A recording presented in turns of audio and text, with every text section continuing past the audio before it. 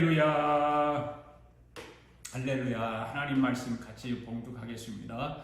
하나님 말씀은 구약성경 스가랴서 3장에 있는 말씀입니다. 1절부터 5절까지 있는 말씀을 함께 봉독하겠습니다. 시작. 대제사장 여호수아는 여호와의 천사 앞에 섰고 사탄은 그의 오른쪽에 서서 그를 대적하는 것을 여호와께서 내게 보이시리라. 여호와께서 사탄에게 이르시되 사탄아, 여호와께서 너를 책망하노라. 예루살렘을 택한 여호와께서 너를 책망하노라. 이는 불에서 꺼낸 그슬린 나무가 아니냐 하실 때에 여호수아가 더러운 옷을 입고 천사 앞에 서 있는지라. 여호와께서 자기 앞에 선 자들에게 명령하사 그 더러운 옷을 벗기라 하시고 또 여호수아에게 이르시되 내가 네 죄악을 제거하여 버렸으니 네게 아름다운 옷을 입히리라 하시기로 내가 말하되 정결한 관을 그의 머리에 씌우소서 하매 그 정결한 관을 그 머리에 씌우며 옷을 입히고 여호와의 천사는 곁에 섰더라. 아멘. 기도합니다. 살아계신 우리의 아버지 하나님, 참으로 감사합니다. 오늘도 변함없이 저희들을 주님의 은혜의 자리로 인도해 주시고 말씀 우리의 영적 상태를 살필 수 있도록 말씀 앞에 서게 해주심을 감사합니다. 우리 심령의 더러운 영을 말씀으로 깨끗하게 씻어서 새 영을 불어넣어 주옵소서. 그리고 말씀하신 대로 이루어 주시옵소서. 오늘도 말씀 가운데 성령의 능력이 강하게 일어나게 될 줄로 믿습니다.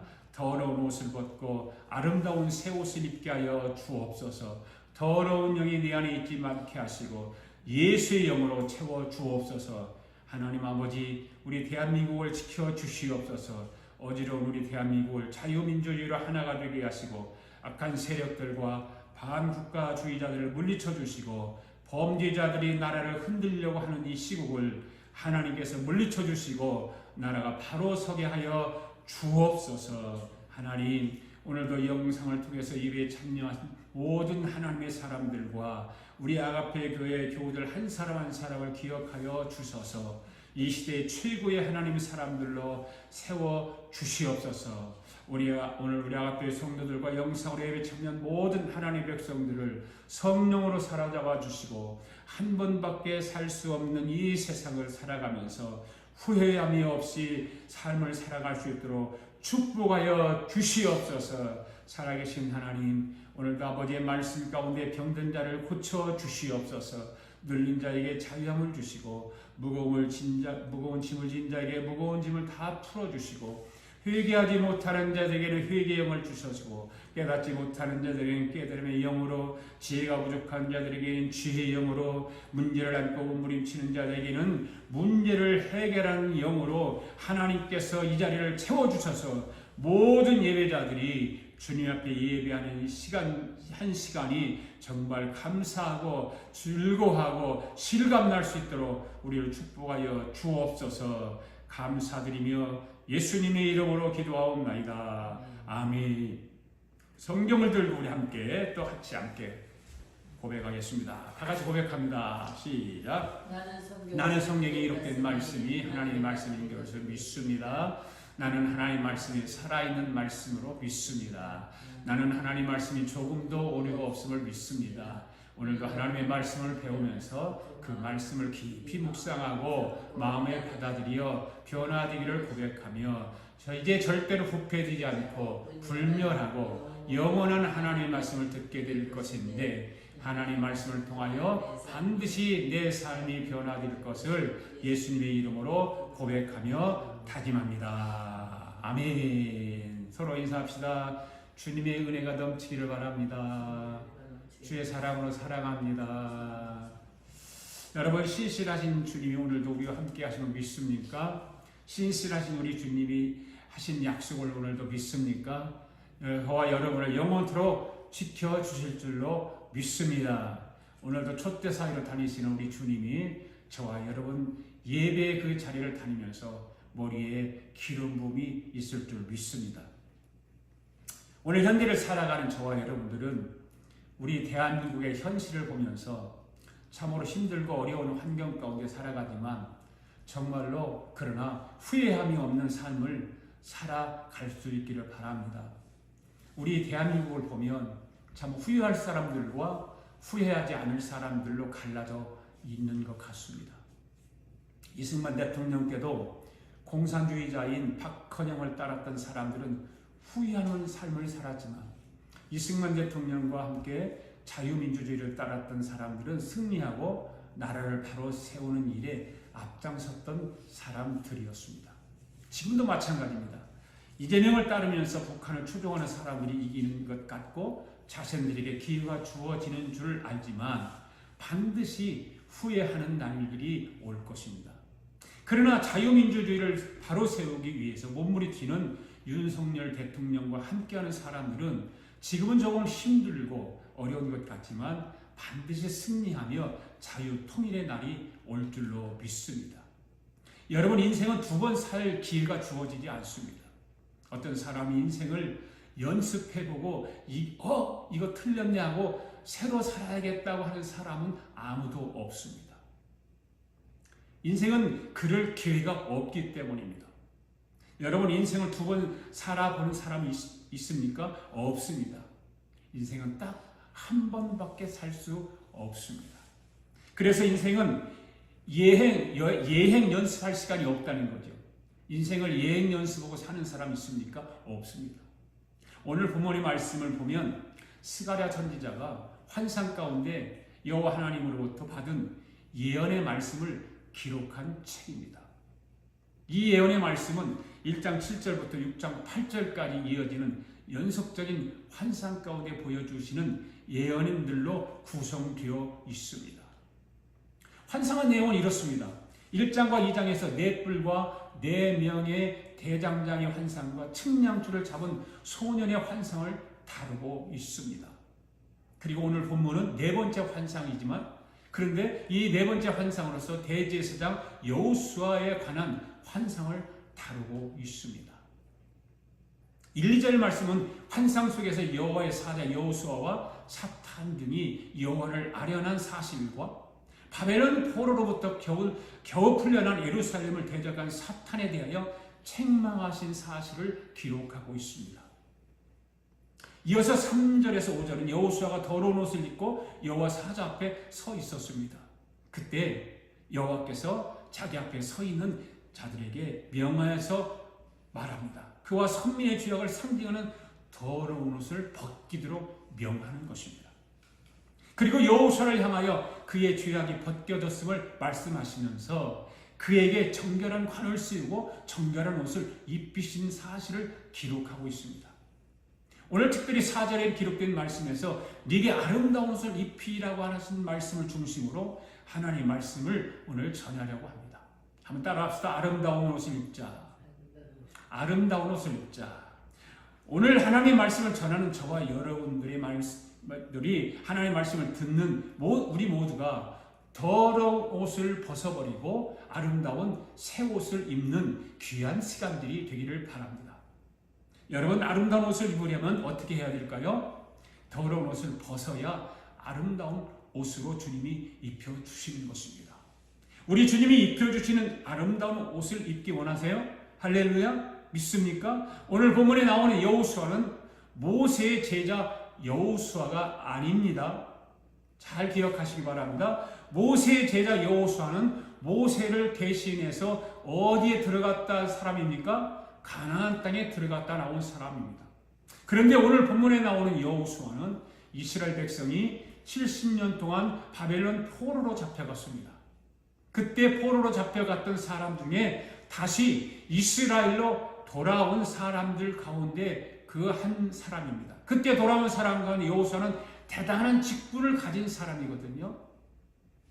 어떤 직분을 가졌는가 하면 구약시대의 3대 직분 중에 하나인 직분을 가지고 있었던 것입니다.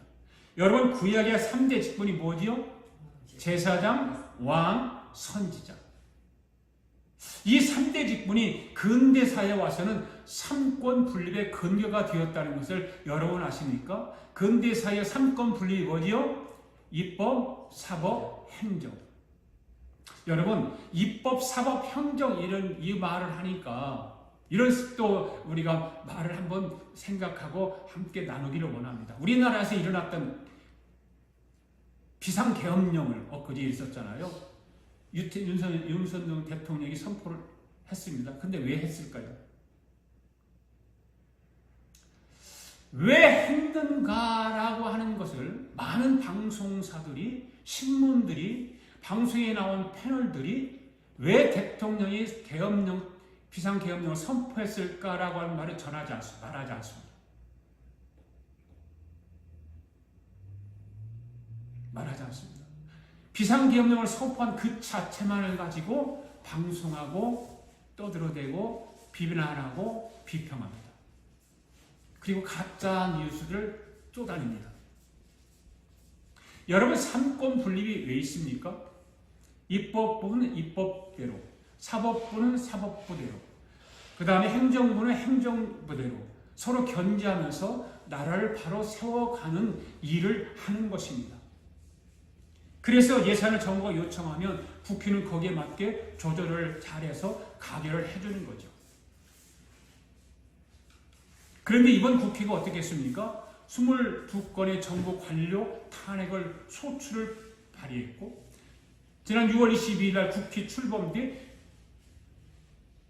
10명쯤 탄핵을 추진 중에 있고, 판사를 겁박하고 다수의 검사를 탄핵하고 사법부 업무를 마비시키고 행안부 장관 탄핵, 방송위원장 탄핵, 감사위원장 탄핵, 국방부 장관 탄핵 시도 등으로 행정부 마저 마비를 시키고 있습니다. 누가요? 야당, 민주당이. 국가 예산 처리도 국가 본질 기능과 마약 범죄 단속, 민생 치안 유지를 위한 모든 주요 예산을 전액 삭감하고 국가 본질을 기능을 훼손했습니다. 대한민국을 마약 천국, 민생 치안 공황 상태로 만들었습니다. 민주당은요, 내년도 예산의 재해대책 예비비 1조 원, 아이돌봄 지원수당 380억, 청년 일자리, 심해 가스전 개발 사업 등 4조 1000억을 삭감했습니다. 심지어는 여러분, 군 초급 간부 봉급을 수당과 그런 걸 해야 되는데 하지 않고 깎았습니다. 당직 근무비 인상 등 군 간부 처우 개선비조차도 제동을 걸었습니다. 2025년도 나라 예산을 중요한 기관들만 골라서 증가하기는커녕 제로로 만들어서 대통령을 더 이상 하지 못하도록 만들어버렸습니다. 여러분, 이것이 구태타니까요.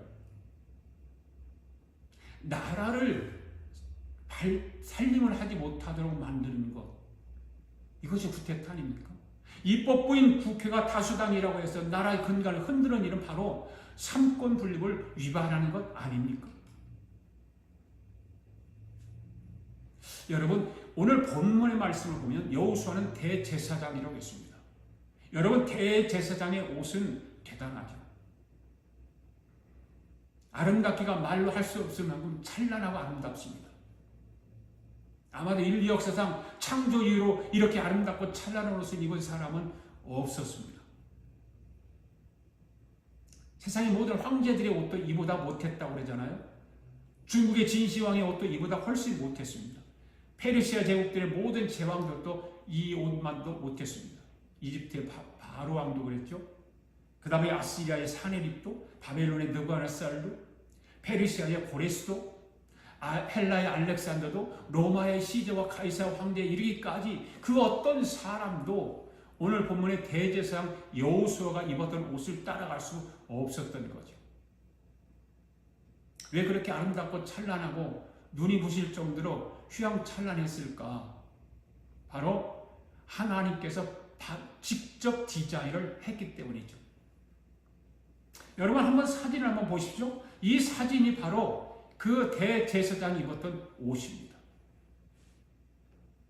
얼마나 찬란합니까? 여러분들이 보시기에는 찬란한 것 같지가 않아 보이지만 저건 전부 보석으로 다 되어 있습니다. 이 대제사장의 옷은 현시가로 계산할 수 없다고 하잖아요. 지구촌에 있는 보석이나 다이아가 제일로 비싼 것이 얼마인가라고 조사를 해보니까 약 800만 달러라고 해요. 800만 달러. 제일 비싼 다이아몬드가. 그런데 여러분, 지금 여러분이 사진을 보고 있는 대제사장이 입고 있는 옷의 전부가 다 보석으로 되어 있다는 사실을 여러분 잘 아시잖아요. 예. 그런데 이 옷을 아무나 입을 수가 없어요. 누구만? 대제사장, 딱 한 사람만. 바로 대제사장이에요. 여러분, 아담이 입은 옷이 무엇으로 되어 있습니까? 나뭇잎이었잖아요. 나뭇잎. 죄를 저지르고 하나님께 탄로가 나니까 자신들의 벗은 몸이 부끄러우니까 나무잎을 꺾어서 부끄러운 곳을 가리웠습니다. 그래서 하나님 하도 보기가 딱하니까 어떤 옷을 입혀주셨죠? 가죽 옷을 입혀주셨습니다. 창세기 3장 21절에 한번 보시기 바랍니다. 읽어볼까요? 시작. 여호와 하나님이 아담과 그의 아내를 위하여 가죽 옷을 지어 입히시니라. 이 옷이 인류 최초의 옷입니다. 여러분이 가지고 있는 가장 좋은 옷이 얼마짜리입니까?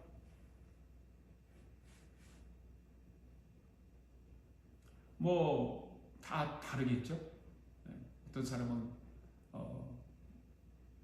100불짜리도 있고, 어떤 사람은 50불짜리도 있고, 어떤 사람은 500불짜리도 있고, 1000불짜리도 있고, 2000불, 3000불, 5000불짜리도 있겠죠.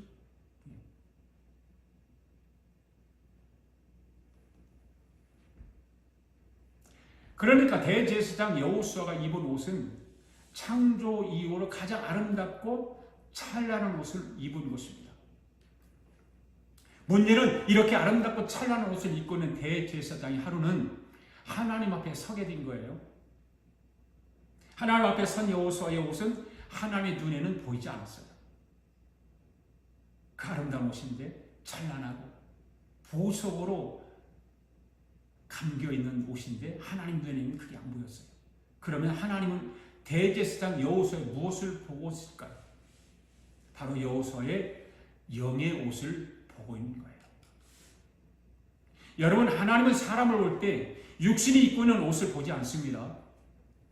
여러분들이 아무리 아름답고 비싸고 가치가 있는 정말 세계에서 하나밖에 없는 그런 옷을 입고 있다 할지라도 하나님은 그 옷을, 여러분이 입고 있는 옷을 보지 않습니다. 여러분이 어떤 옷을 입고 있는지, 유명한 메이커 옷을 입고 있는지, 밍크로 된 옷을 입고 있는지, 아니면 허름한 옷을 입고 있는지 보지 않습니다. 하나님 딱 한 가지만 보십니다. 그 사람의 영의 옷을 보는 것입니다. 이 대제사장 여호수아가 하나님 앞에 서 있는데 하나님이 비춰주는 것을 보니까 깜짝 놀라서 자빠질 정도로 충격을 받습니다. 하나님께서 그 찬란한 옷을 입고 있는 대제사장 여호수아에게 보여주는 것이 있었단 말이죠. 근데 그것을 보았는데 깜짝 놀란 거예요. 자신의 영적 상태를 보여주니까. 대제사장이 되어가지고 평신도보다 못한 것을 보게 된 것입니다. 그 옷이 어떤 옷이었을까요? 바로 더러운 옷이었습니다. 3절 말씀 한번 읽어볼까요? 시작. 여호수아가 더러운 옷을 입고 천사 앞에 서 있는지라. 분명히 대제사장은 그 아름다운 옷을 입고 보석으로 감겨있는 옷을 입고 있었을 텐데 오늘 3장 3절에 보니까 여호수아가 더러운 옷을 입고 천사 앞에 서 있다는 거예요. 여러분, 이 옷은 육신 옷이 아닙니다. 이 옷은 영의 옷입니다. 조금 전에 우리가 대제사장이 입고 있는 옷을 보았듯이 대제사장의 옷은 거창하고 아름답고 찬란합니다. 오늘 저와 여러분도 아름답고 멋진 옷을 입기를 원할 것입니다. 남들이 입어보지 못한 따뜻하고 가볍고 가치가 나고 명품으로 입고 싶어 할 것입니다. 그래서 좀 멋도 좀 내보고 좀 자랑도 좀 하고 자신의 몸을 아름답게 하려고 하는 것이 인간의 속성 가운데 하나인 것이잖아요. 이와 같이 교회를 다니면서도 믿음으로 살아보겠다고 하는 사람들 가운데도 이런 사람들이 많이 있습니다. 그런데 오늘 우리가 한번 생각해 볼 수 있기를 바라요. 육신의 옷도 이렇게 아름답고 멋진 옷을 입고 싶어 하면서 여기 옷은 얼마나 아름다운 옷을 입기를 원하는가? 나는 과연 육신을 위해서는 치장하고 뭐 다 하려고 애를 쓰지만 영의 옷은 얼마나 이 아름다운 옷을 입기를 원하는가?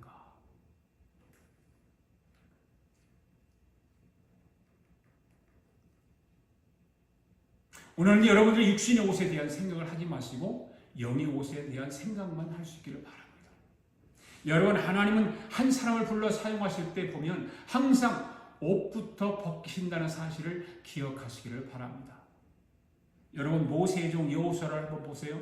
여호성을 앞에 두고 하나님이 커다란 역사를 하시려고 지금 합니다. 하나님이 여호수아를 향해서 더러운 신을 벗으라 이렇게 말하죠. 여러분, 더러운 옷과 더러운 신을 벗으라고 하는 말은 같은 것 아닙니까? 하나님이 큰 일을 시키기 전에는 반드시 요구하는 것은 더러운 옷을 벗어라, 더러운 신을 벗으라고 하는 것입니다. 내가 과거에 입었던 더러운 옷, 과거에 신었던 더러운 신을 벗으라고 하시는 거예요. 여러분, 하나님은 더러운 옷을 입고는 새로운 일을 할 수 없다는 거죠. 야곱을 한번 생각해 보시기 바랍니다. 야곱이 바단 아람에 있는 하란 땅에 있는 외삼촌 집에 가서 종살이를 합니다. 그리고 하나님의 큰 축복을 받아서 배달을 회복하기 위해서 오는데 하나님이 이렇게 말씀하시죠. 내가 너에게 처음 약속한 배달을 회복시켜 줄 테니 더러운 옷을 벗으라고 말하죠. 너를 다시 배달을 회복시켜 줄 테니 더러운 옷을 벗으라는 거예요. 여러분, 성경을 통해서 보면 하나님이 쓰시고자 하는 사람들은 전부가 이렇게 되어 있어요. 더러운 옷을 입고서는 하나님 일을 할 수 없다는 말이죠. 바디메오 소경도 예수님을 만나기 직전에 냄새나는 겉옷을 벗었다고 그랬잖아요. 예수님을 만나려면 그 냄새나는 옷을 입고서는 예수님을 만날 수가 없는, 부끄러운 거예요. 냄새나는 옷을 입고 하나님에 가까이 나갈 수 없기 때문인 것입니다. 오늘 저와 여러분도 여호수아가 더러운 옷을 벗은 것처럼 주님이 우리의 더러운 옷을 벗겨주려고 할 때 벗어야 될 줄을 믿습니다. 할렐루야. 더러운 옷을 벗어야 우리 주님이 아름다운 옷을 입혀주시는 줄 믿습니다. 믿습니까? 여러분, 동의하십니까? 네. 그러면 왜 여호수아는 대제사장이고 겉으로 보면 아름답고 찬란한 옷을 입고 있었지만 왜 영적으로 더러운 옷을 입었을까요? 대제사장인데, 목사인데. 역사적 배경을 보면 이렇습니다. 70년 동안 바벨론의 포로로 잡혀갔다고 돌아왔습니다. 처음 돌아왔을 때는 선발되고 왔습니다. 이 사람들은 남자들이었고 좀 높은 사람들이었습니다. 간부급에 있는 사람들 중에 제사장도 있었습니다. 여자들과 아이들은 선발대에 합류하지 못하고 나중에 오게 되었습니다. 그러다 보니까 남자들만 오다 보니까 밥도 해줄 사람이 없잖아요. 빨래도 해줄 사람이 없잖아요. 여자가 없으니까. 네. 그래서 어떻게 하죠? 현재인들인 이방인을 집에 들여서 밥을 하게 하고 빨래도 하게 하고 그래서 밥도 먹고 또 새 옷도 빨아서 입고 그랬습니다. 지금 말로는 뭐 어떤 거예요? 파출부 가정부죠. 그러다가 이 남자들이 어떻게 해요? 이 현지인인 이방 여자들과 밤에 함께 잠을 자요.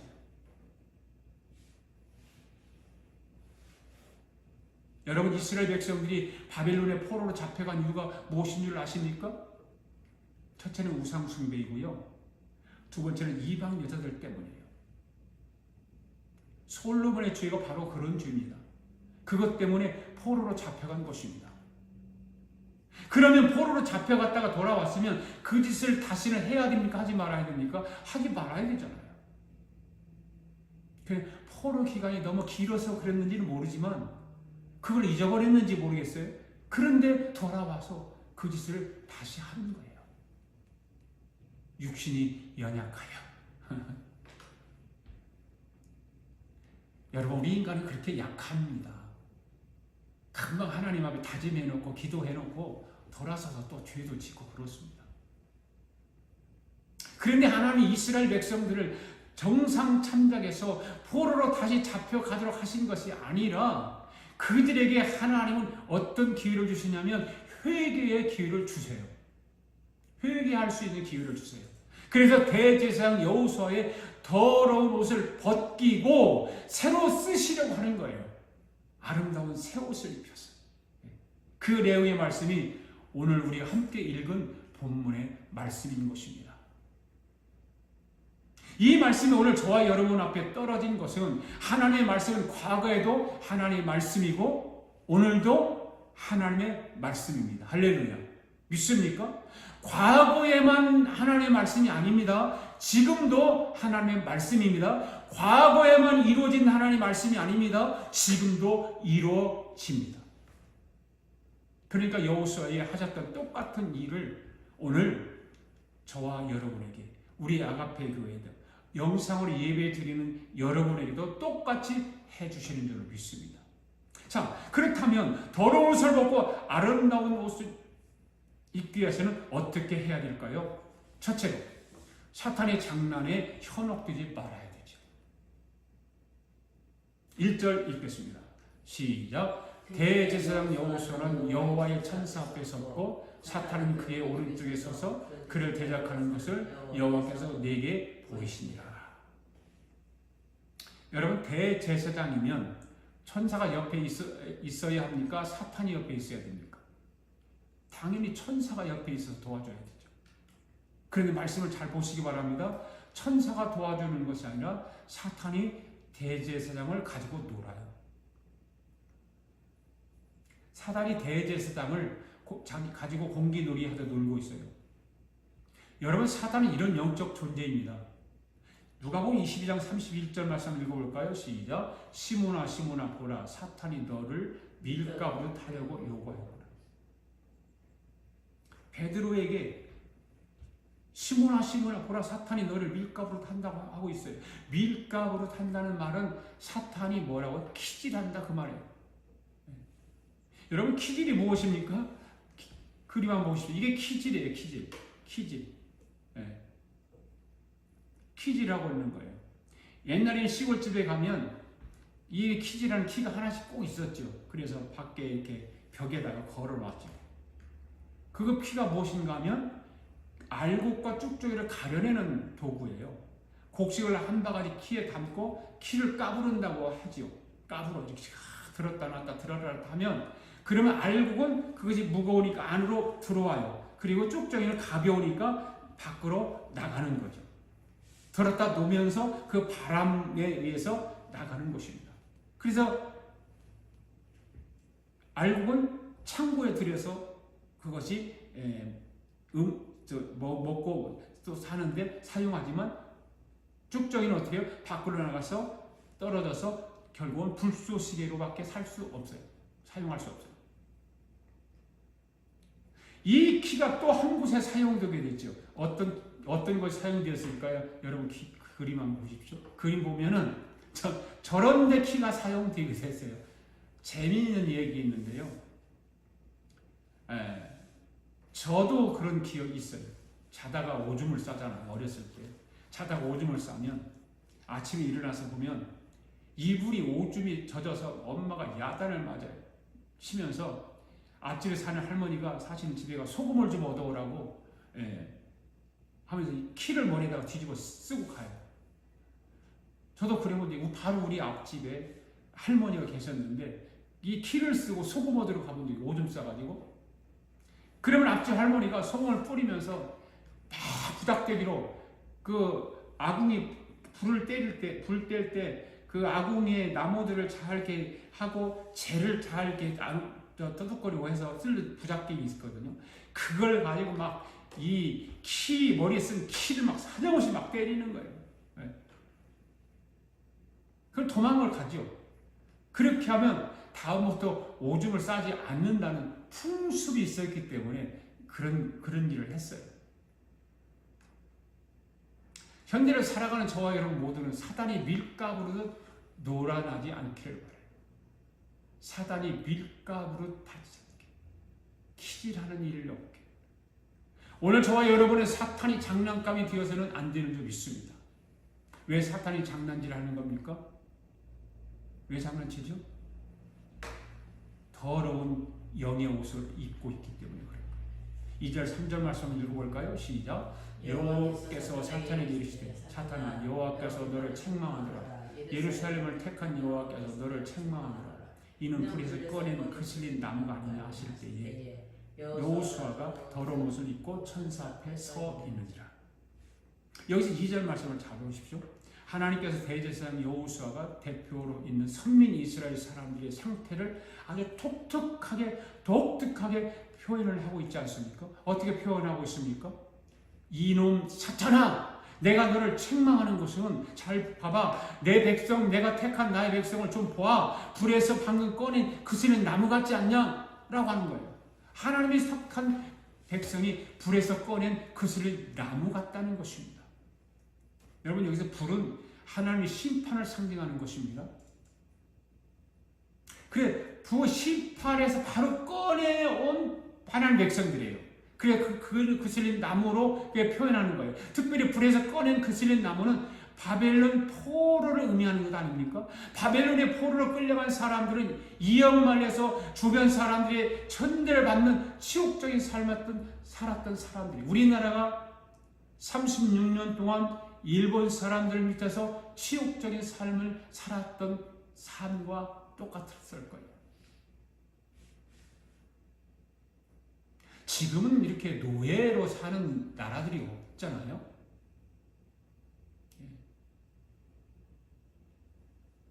옛날에는 흑인들이 노예로 되어 살았던 일들도 있고 그렇잖아요. 이 남미는 다 영국, 남미 이런 유럽들은 흑인들이 다 노예가 되어서 프랑스 같은 데는 어마어마. 그래, 프랑스는 흑인이 더 많아요. 인구. 왜? 다 노예들이었기 때문에. 그래, 이 불에서 불에서 꺼낸 그슬린 나무는 바벨론의 포로를 의미하는 것입니다. 바벨론의 포로로 끌려간 사람은 참으로 비참하게 살았죠. 네, 포로들은 그렇습니다. 여러분, 이스라엘 백성들을 바벨론 포로에서 어떤 왕이 칙령을 선포했죠? 이것도 내가 여러분들에게 가르쳐드린 적이 있는데, 바산 나라의 왕인 고레스가 칙령을 내려서 이 포로를 풀어주죠. 그래서 이스라엘 백성들이 그들의 고향 땅으로 돌아올 수 있었던 것입니다. 하나님은 이처럼 고향 땅으로 돌아온 지 오래되지 않은 선민 이스라엘 백성들을 불에서 꺼낸 그슬린 나무로 표현하고 있는 것입니다. 여러분, 불과 수십 년 전만 하더라도 시골 부엌에는 아궁이가 있었잖아요. 그 위에 가마솥을 걸어놓고 주부들은 아침과 저녁에 그 아궁이에서 불을 지펴 가마솥에서 밥을 했습니다. 아궁이에서는 나무가 타닥거리면서 탔습니다. 그런데 그렇게 타고는 나무 가운데 하나 둘 꺼내면 그 나무는 불꽃이 몇몇 붙어 있고 그 나무 불꽃이 꺼지면서 연기가 나고 드문드문 새까맣게 스스로 변해 있는 것을 볼 수 있는 것입니다. 바로 이것이 불에서 꺼낸 그슬린 나무인 것입니다. 이런 나무는 생명이 있을까요? 없죠. 그곳에 싹이 돋아날 수 있을까요? 없습니다. 그것을 땅에다 심는다 할지라도 불에서 그슬린 나무 가지는 뿌리가 생겨나지 않습니다. 그런데 여러분, 나무가 죽은 것 같지만 그 나무에 뿌리가 있다면 살아날 가능성이 아주 많습니다. 여러분, 우리가 차를 타고 다니다가 들판이 길 옆에 잔디를 태워 있는 걸 볼 수 있잖아요. 또 실질적으로 잔디를 태우잖아요, 산에. 여기서 산호세에서 저 넥타우나 린으로 가다 보면 이 리버모어 고개를 넘어가는 그 산이 있잖아요. 그 산 보면 어떤 때는 시금 불을 다 태워버렸어요, 잔디를. 여러분, 그 잔디를 불로 태운다고 그게 싹이 나지 않냐 그 말이에요. 여전히 겨울이 지나고 봄이 되면 그 안에 뿌리가 있기 때문에 변함없이 싹이 솟아나와서 그 누런 잔디가 또 파란 잔디로 바뀌는 것입니다. 그릇처럼 불에서 꺼낸 그슬린 나무 같은 존재가 포로에서 귀환한 이스라엘 선민들의 상태였다 그 말이에요. 당시 선민들이 처한 절망적인 그런 상황이라든지 비극적인 상황을 잘 표현하고 있는 것입니다. 그슬린 나무까지. 여러분, 이스라엘 선민들의 비참한 상태는 스스로 새로운 생명을 도무지 얻을 수 없는 죄인을 상징하는 것이라고 할 수 있잖아요.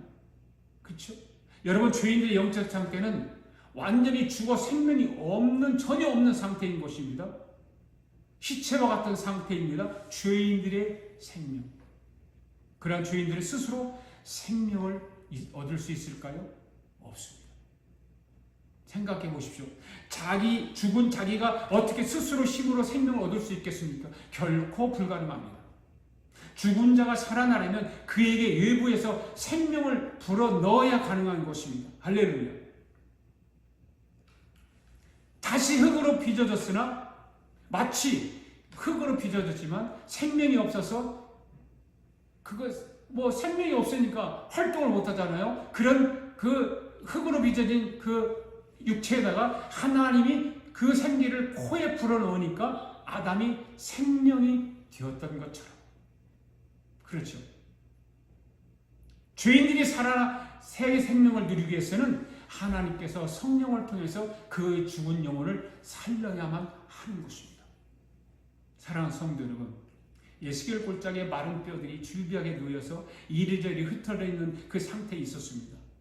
살 가망이 전혀 없는 상태였습니다. 그런데 하나님 예수겔 골짜기를 가서 예수겔 선지자에게 뭐라고 말해요? 골짜기로 가서 어떤 말씀을 하시죠? 에스겔 37장의 말씀 한번 읽어볼까? 1절에서 5절까지 시작. 여호와께서 권능으로 내게 임하시고 그의 영으로 나를 데리고 가서 골짜기 가운데 두셨는데 거기 뼈가 가득하더라. 나를 그 뼈 사방으로 지나가게 하시기로 본즉 그 골짜기 지면에 뼈가 심이 많고 아주 말랐더라. 그가 내게 이르되 인자야 이 뼈들이 너희 살 수 있겠느냐 하시기로 내가 대답하여 주 여호와여 주께서 아시나이다. 또 내게 이르시되 너는 이 모든 뼈에 대하여 이르기를 너희 마른 뼈들아 여호와의 말씀을 들을지어다. 여호와께서 이 뼈들에게 이같이 말씀하시기를 내가 생기를 너에게 들어가게 하리니 너희가 살아나리라. 여러분, 이 본문에서 하나님께서 이스라엘 백성을 대표하는 여호수아를 가리켜서 불에서 꺼낸 그슬린 나무라고 말씀하신 것은 오늘 우리가 처한 현실에 얼마나 절망적인 것인지를 직시하게 해줄 수 있는 거예요. 우리나라에 벌어지고 있는 현실들을 보십시오. 대통령을 탄핵하려고 시도를 하고 판검사를 탄핵하고 감사원장을 탄핵하라는 이런 일들을 볼 때 나라의 걱정을 하지 않을 수가 없는 것입니다. 이런 현실을 보면서 지금 우리가 처하고 있는 현실 속에서 진정한 구원의 길이 어디 있는지 오늘 우리는 알아야 합니다.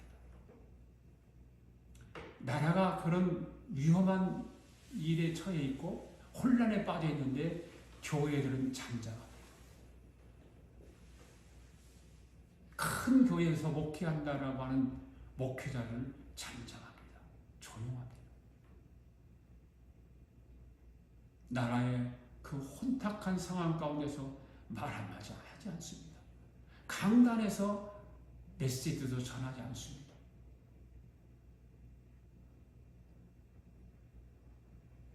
여러분, 우리가 처하고 있는 현실 속에서 진정한 구원의 길이 어디 있을까요? 오늘 스가랴 선지자를 통해서 말씀하시는 이 말씀을 잘 우리는 기억해야 됩니다. 오늘 본문의 말씀을 통해서 참으로 우리가 처한 현실이 어떤지를 철저하게 깨달아야 되는 것입니다. 그리고 항상 하나님이 베풀어 주신 은혜와 구원의 소망을 가지고 있음을 잊지 말아야 되는 것입니다. 오늘 저와 여러분은 더러운 옷을 벗고 아름다운 새 옷으로 갈아입어야 될 줄로 믿습니다. 두 번째로 더러운 옷을 벗고 아름다운 새 옷을 입기 위해서는 어떻게 해야 될까요? 바로 죄악을 제거해야 됩니다. 4절 말씀 읽어보겠습니다. 시작. 여호와께서 자기 앞에 선자들에게 명령하시니 그 더러운 옷을 벗기라 하시고 또 여호수아에게 이르시되 내가 네 죄악을 제거하여 버렸으니 네게 아름다운 옷을 입히리라 하시기로. 여러분, 지금 여호수아가 입은 더러운 옷을 뭐라고 했습니까? 뭐라고 했죠? 죄의 옷이라. 내 죄악을 제거하여 버렸으니. 죄의 옷이. 그러니까 저와 여러분의 영의 옷이 무엇 때문에 더러워졌습니까? 죄 때문에 더러워진 것입니다. 하나님 앞에선 대제사장 여호수아의 정체가 드러났죠. 자기는 지금 아름다운 옷을 입고 거룩한 옷을 입고 지금 하얀찬란한 옷을 입고 강단에서 가운을 입고 성도들을 향해서 메시지를 선포하고지만 하나님 앞에 정체가 드러난 거예요. 그래서 자기의 영적 상태를 알게 된 것입니다. 오늘 저와 여러분은 나 자신의 영적 상태를 볼 수 있어야 합니다. 여러분이 지금 무슨 옷을 입고 있는지 알 수 있는 방법은 무엇일까요? 알아야 그 더러운 옷을 벗으려고 노력하지 않겠습니까? 모르면 벗을 생각조차도 하지 않는 거예요. 지금 이 시간 저와 여러분의 더러운 영적 상태가 드러나야 돼요. 그래야 그 더러운 옷을 벗어버리는 거예요. 내가 입고 있는 영의 옷이 세마포인가 깨끗하고 좋은 옷인지 알아보는 방법은 성경을 통해서 알 수 있다 그 말이에요. 그 말씀이 로마서 1장에 가면 있거든요. 여러분, 사람이 자기가 입은 옷에 따라서 행동을 하게 되어 있는 거예요. 그렇잖아요. 군복을 입은 사람은 군인다운 행동을 합니다. 왜 그렇습니까? 입고 있는 옷의 강요를 받고 있기 때문인 것입니다. 경찰 옷을 입고 있으면 경찰 옷의 행동 강요를 받게 되어 있습니다. 목사인 저는요, 어디 사람들을 만나러 갈 때 옷을 입고 가는데 제 집사람이 아무 옷이나 못 입게 좀 목사다운 옷을 입으라는 거죠. 목사답게 깨끗하고 그 다음에 목사답게 옷을 입으라는 거예요. 왜? 옷이 강요를 받게 되어 있어요. 옷이 행동에 강요를 받게 되어 있어요. 여러분 어디 십자가 배지를 달고 목사들이 입고 있는 가운을 이렇게 샤스 같은 걸 다 십자가 배 있는 걸 입고 그런 옷을 입고 나가서 마음대로 행동할 수 있나요? 말을 함부로 할 수 있나요? 못하잖아요. 왜? 목사의 옷을 입어야 그 행동이 강요를 받게 되어 있는 것입니다. 요한계시록 19장에 보면 이 옷은 세마포인데 이 세마포의 옷은 성도들의 옳은 행실이라고 그렇게 기록되어 있잖아요. 그렇다면 이 행실은 어디서 나올까요? 바로 생각으로부터 나오는 거예요. 생각으로부터. 오늘 저와 여러분의 생각이 옷이 무엇인가 하고 말하는 것입니다. 오늘 저와 여러분의 생각이 죄의 생각이면 여러분의 죄의 옷을 입고 있는 거예요. 여러분의 생각이 옷의 영의 생각이면 영의 옷을 입고 있는 거예요. 그래서 오늘 저와 여러분이 영적인 생각을 분명하게 알기 위해서 성경을 가지고 내 생각을 말씀에 비춰보면 내가 어떤 옷을 입고 있는지를 알 수가 있다 그 말입니다. 여러분 생각을 알기를 원하세요? 사람들은 보통 더러운 옷을 입고 있으면서 나는 세마포 옷을 입고 있다라고 생각을 해요? 그러면 안 되죠. 오늘 이 시간 내가 입고 있는 영적인 옷을 바로 알기를 바랍니다. 이것들을 알아야 더러운 옷을 벗을 수가 있기 때문입니다. 자, 여기 로마서 1장 26절 27절 한번 보세요. 이 말씀을 읽어보면서 저와 여러분이 지금 더러운 옷을 입고 있는지 아니면 이 세마포 옷을 입고 있는지 아름다운 옷을 입고 있는지 거울 보듯이 한번 말씀을 비춰볼 수 있기를 바랍니다.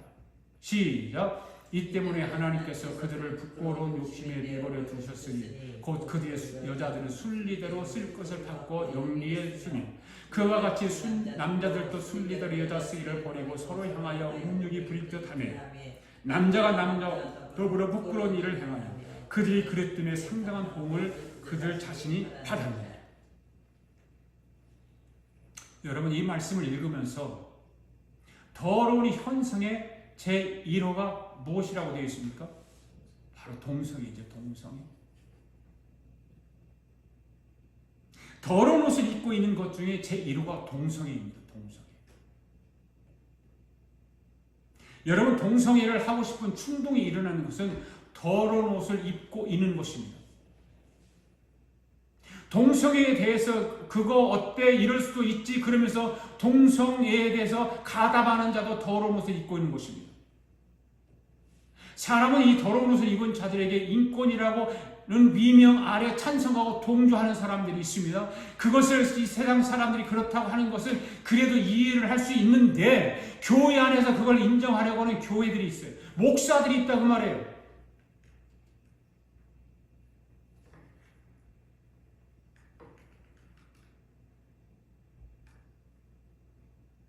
여러분, 남자와 남자가 결혼하고 싶은 것은 그 사람은 더러운 옷을 입고 있는 것입니다. 온 세상 나라들마다 이 동성애 때문에 골치가 아픈 거예요. 정치를 하는 사람들이 이 동성애를 믿기로 해서 그들을 찬성하고 표를 한 표 얻으려고 하는 거예요. 목사들도 마찬가지예요. 그들을 인정해주고 그래서 자기가 인정받으려고 하는 더러운 옷을 입고 있는 자들입니다. 자기는 동성애가 아니지만 그것을 인정하는 것도 더러운 옷을 입는 것도 똑같은 거예요. 목사들도 마찬가지예요.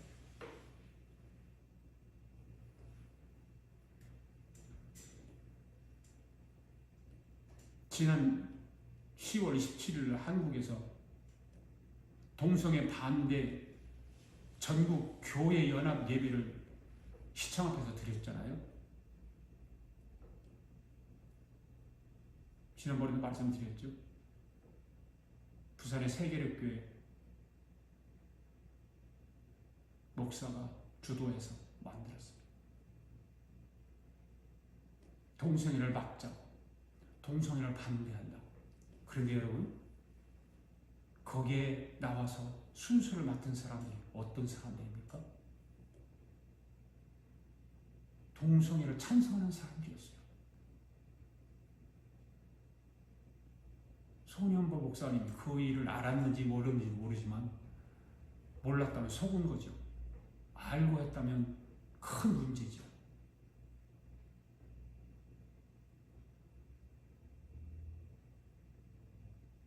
자기는 동성애자가 아니지만 그걸 인정하는 건 더러운 옷을 입은 것과 똑같은 거예요. 우리 아가페교회 성도들이 이와 같은 사탄의 영으로부터 더러운 옷을 입는 자가 없기를 바랍니다. 여러분, 하나님 말씀이 중요합니까? 인권이 중요합니까? 목사들은 그 동성애를 인정하고 찬성하고 그런 사람들은 하나님 말씀은 관계없어요. 오직 인권이에요. 하나님 말씀이 뭐라고 했는지 관계없어요. 오직 인권이에요. 하나님 말씀이 더러운 옷이라면 더러운 옷입니다. 다음은 로마서 1장 29절부터 한번 읽어볼까요? 여러분, 동성애자가 아니니까 아이고 살았다고 할지 모르지만 나는 동성애 찬성 안 하니까 아이고 나는 괜찮다고 할지 모르지만 지금 오늘 읽는 말씀 1장 29절부터 31절까지입니다. 시작.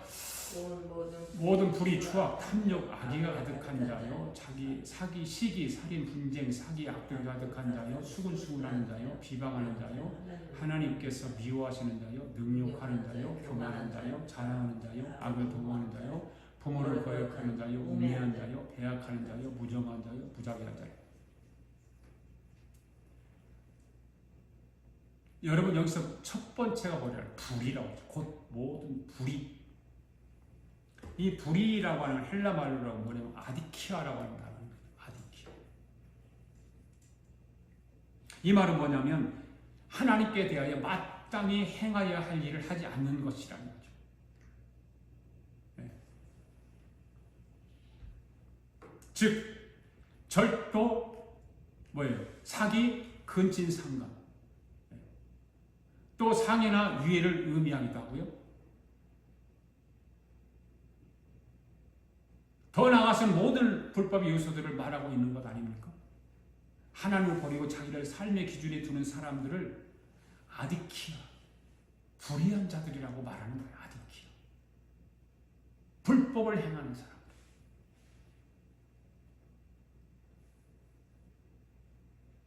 하나님의 말씀을 버리고 자기 기준으로 말하는 사람들, 자기 기준으로 삶에 두는 사람들, 아디키아, 불의한 자들, 불법을 행하는 자들.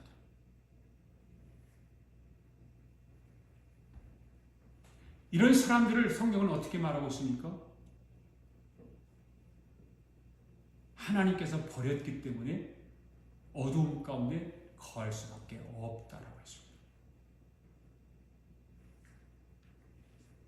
그러니까 불의는 하나님이 싫어하는 거예요. 할렐루야. 그렇죠? 여러분, 하나님이 싫어하는 것을 좋아하거나 그것을 굽다는 것은 다 불의요 죄인 것입니다. 그러니까 저와 여러분의 영의 옷을 더럽힌 주범은 하나님이 기뻐하지 않는 생각과 행동, 이 모든 것이 나의 영을 더럽힌다 그 말입니다. 오늘 저와 여러분은 주님을 좋아하는 옷을 입기를 바랍니다. 주님이 좋아하지 않는 것을 나도 싫어해야 합니다. 주님이 좋아하는 것만 좋아하는 우리 아가페 교회 성도들 되기를 바랍니다. 오늘 영상으로 예배에 참여하는 성도들이 되기를 바랍니다. 그래서 하나님이 오늘 이 더러운 옷을 벗기고 새 옷을 입혀주려고 하는 거예요. 그래서 이 말씀을 오늘 전하게 하는 거예요. 그렇다면 어떻게 아름다운 옷으로 갈아입을 수 있을까요? 세 번째로 예수 그리스도의 옷으로 갈아입어야 하는 것입니다. 할렐루야. 4절 5절 읽습니다. 시작. 여호와께서 자기 앞에 선자들에게 명령하사 그 더러운 옷을 벗기라 하시고 또 여호수아에게 이르시되 내가 네 죄악을 제거하여 버렸으니 네가 아름다운 옷을 입히리라 하시기로 내가 말하되 정결한 바늘 머리에 씌우소서 하며 곧 정결한 바늘 그 머리에 씌우며 옷을 입히고 여호와의 천사는 곁에 섰더라. 아까는 마귀 사탄 마귀가 곁에 있었는데 조롱하고 놀리고 키지라고 했는데 서러운 옷을 벗고 아름다운 새 옷을 입으니까 여호와의 천사가 그에게 따라 섰더라. 머리에 관을 씌워뒀더라. 정결한 관을 씌워뒀더라. 할렐루야. 오늘 저와 여러분은 예수 그리스도의 옷으로 갈아입으려면 앞에 말씀드린 것과 똑같이 사단의 장난에 놀아나지 말아야 합니다. 그리고 죄의 옷을 벗어버려야 예수 그리스도의 아름다운 새 옷을 입을 수 있는 것입니다. 아멘. 할렐루야. 사랑하는 성도 여러분, 사탄의 장난에서 벗어나십시다. 죄의 충동을 이깁시다. 오늘 저와 여러분이 예수 그리스도의 옷을 입게 되면 죄의 충동에서 벗어나 예수 그리스도의 충동이 일어나게 될 줄로 믿습니다. 4절 말씀을 잘 보십시오. 하나님은 당신 앞에 선 자들에게 여호수아에게 더러운 옷 벗으라고 명령하십니다. 그리고 여호수아를 향해서 내가 네 죄를 제거해 버렸으니 그에게 아름다운 옷을 입힐 것을 말씀하셨습니다. 여기서 더러운 옷과 아름다운 옷은 서로 대칭을 이루잖아요. 대고를 이루잖아요. 그렇죠? 더러운 옷이 죄악을 상징한다면 아름다운 옷은 의를 상징하는 거 아닙니까? 그렇잖아요. 더러운 옷이 정죄와 심판을 가져오는 것이라면 아름다운 옷은 의를 덧입은 구원을 가져다 준다는 사실이죠. 할렐루야. 그렇기 때문에 하나님께서 여호수아의 더러운 옷을 벗기고 그에게 아름다운 옷을 입힌다고 하는 것은 그 죄악을 사하시고 그를 의롭다 여기신다는 것을 말하고 있는 것입니다. 할렐루야. 오늘 우리 주님이 저와 여러분이 더러운 옷을 벗기고 아름다운 옷을 입혀 주시는 줄 믿습니다. 여러분의 생각 속에 다시는 약한 영이 틈타지 못하도록 의로우신 우리 예수 그리스도를 옷 입기를 바랍니다. 여러분, 사탄을 이기기 위해서 악한 영으로부터 보호받기 위해서는 반드시 예수 그리스도의 옷을 입기 바랍니다. 예수의 옷을 입게 되면 예수의 생각으로 충동을 받게 되어 있는 거예요. 할렐루야. 갈라디아서 3장 27절 말씀 보십시오. 시작. 누구든지 그리스도와 합하여 침례를 받은 자는 그리스도로 옷 입었느니라. 아멘. 할렐루야. 여러분은 지금 예수 그리스도의 옷을 입고 있는 것입니다. 아멘. 믿습니까? 예수 그리스도의 옷을 입고 있지 않다면 더러운 옷을 벗어버리십시오. 할렐루야. 그 예수 그리스도의 영과 연합하여라고 되어 있잖아요. 지금 누구든지 그리스도와 연합하여. 그러니까 예수 그리스도와 연합한 자는 아침부터 저녁까지 예수 그리스도를 통해서 충동을 받게 되어 있죠. 그렇지 않습니까? 그렇잖아요. 생각하는 것도 말하는 것도 충동을 그렇게 받게 되어 있는 거예요. 충동을 받게 되면 여러분 어떤 현실이 일어날까요? 뭔가를 하고 싶은 충동이 일어나겠죠. 네. 먹고 싶은 충동이 일어나면 꼭 먹어야 하고, 마찬가지로 예수로 충동이 일어나면 막 찬송도 불러줘. 그렇죠? 말씀도 묵상하고 싶고 기도도 하고 싶고 여러분 속에서 충동이 일어날 때 그 충동이 악한 영의 충동인지 예수로 인한 충동인지 잘 분별할 줄 알아야 되는 것입니다. 할렐루야. 더러운 옷을 입고 있는 사람들은 더러운 생각이 충동을 받게 되어 있죠. 그렇잖아요. 그래서 강도질을 하는 사람들이나 사기를 치는 사람들이나 도둑질을 하는 사람들이나 이런 살인 강도를 하는 사람들이나 이런 사람들은요 생각이 악하잖아요. 그래 거기에 충동을 받게 돼 있어요. 그 사람들이 감옥에 가서 옥살이를 하고 나와도 그걸 변화가 되어서 정말 예수를 믿고 예수 구세의 옷을 입고 거기에 충동을 받아야 다시는 범죄를 저지르지 않는데 계속해서 악의 옷을 입고 있으면 악의 충동을 받게 되어 있는 거예요. 우리 앞에 성도들 모두가 예수 그리스도를 말미암아 충동이 일어나게 되기를 바랍니다. 여러분 죄의 옷을 입고 있으면 안 되는 것입니다. 할렐루야. 절대 안 되는 것입니다. 예수 그리스도의 옷을 입고 있어야 거기에 충동이 일어나서 교회도 열심히 나가게 되고 예배도 정말 진정으로 예배를 드리게 되고 친구를 만나도 친구를 어떻게 보면 전도하고 싶은 충동이 일어나고 왜 그렇게 예수 그리스도의 아름다운 옷을 입게 되면 성령께서 그렇게 충동이 일어나도록 유도하고 이끌어가는 것입니다. 할렐루야. 이와 같이 예수 그리스도를 옷 입은 사람은 다 예수 그리스도로 충동을 받게 되어 있습니다. 저와 여러분이 예수 그리스도로 충동을 받게 되면 악한 영의 충동을 받지 않는 것입니다. 믿습니까? 그러니까 악한 영이든지 성령이든지 충동을 통해서 우리의 생각을 지배한다 그 말이에요. 악한 생각을 하는 사람은 악한 영의 충동을 받게 되어 있고 그 다음에 의의 영을 받은 그런 의로운 사람들 예수를 믿고 예수 그리스도 안에서 구원받은 사람들은 그 성령의 영의 충동을 받게 되는 거예요.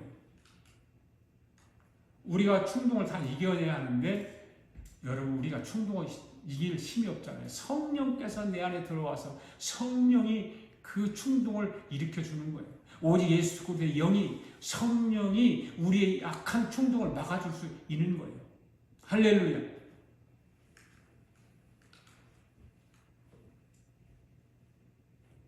여러분 좋은 환경을 만들기를 원하십니까?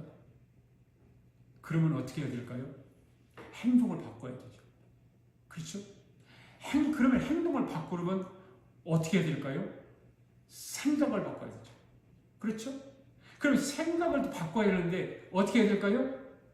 성령의 지배를 받아야 되는 거예요. 아멘. 성령의 지배를 받지 않고 악한 영의 지배를 받으면 생각이 바뀌지 않아요. 생각이 바뀌지 않으니까 행동이 바뀌지 않고 행동이 바뀌지 않으니까 좋은 환경에서 삶을 살지 못하는 거예요. 바로 예수 그리스도의 영의 지배를 받아야 하는 줄 믿습니다. 예수 그리스도의 영의 지배를 받아야 생각도 환경도 행동도 예수 그리스도 안에서 이루어지는 거예요. 그래야 여러분의 행복이 이루어지는 거고 삶이 윤택해지는 거예요. 그렇게 묵상하게 되면 입에서 터져나오는 것들이 뭐예요? 찬송이 막 터져나오죠.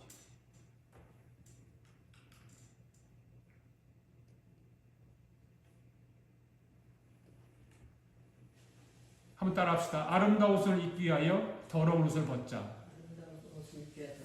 네. 여러분 더러운 옷을 벗으면 주님을 보는 주님 나도 아름다운 옷을 입혀주세요. 내가 더러운 옷을 벗겠습니다. 주님 나의 더러운 옷을 벗겨주세요. 그리고 아름다운 옷을 입혀주세요. 네. 주님을 자꾸 부르고 그래야 성령께서 내 속에 영으로 찾아오신다는 거죠. 할렐루야. 그래서 성경 맨 마지막 장 요한계시록에 보면 주님이 요한에게 뭐라고 해요? 내가 진실로 속히 오리라고 말씀했을 때 그 요한이 뭐라고 그러죠? 주여 아멘 주 예수여 오시옵소서 주여 어서 오시옵소서 하고 주님을 부르고 있지 않습니까? 주여 어서 오시옵소서. 주님을 부르는 건 사탄이 싫어하거든요. 내 안에 성령님이 내주하셔서 성령님이 내 안에서 더러운 옷을 쫙 벗겨주시고 아름다운 새 옷으로 자꾸 입혀주셔서 내 삶이 아름다운 삶이 되고 주님이 기뻐하시는 삶이 되고 윤택해지고 행복해지는 그 복의 삶이 되는 것입니다. 이 한 주간도 아름다운 예수 그리스도의 옷을 갈아입고 승리하는 저와 여러분들의 삶이 되기를 주님의 이름으로 축복합니다. 우리 다 함께 하나님을 찬송하며 감사 예물을 올려드리겠습니다.